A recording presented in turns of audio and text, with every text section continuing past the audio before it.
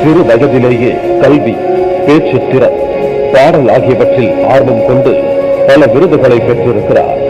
10ஆம் வகுப்பிலும் 12ஆம் வகுப்பிலும் சின்மயா வித்யாலயா பள்ளியில் முதல் மாணவியாக பரிசுகளை பெற்றிருக்கிறார்.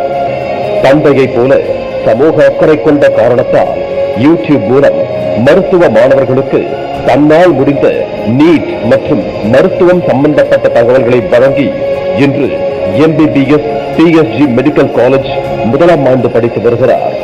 இவருக்கு முன்னேறு தமிழா என்ற இளம் சாதனையாளர் விருதை வழங்குவதில் பெரும் மகிழ்ச்சி அடைகிறோம்.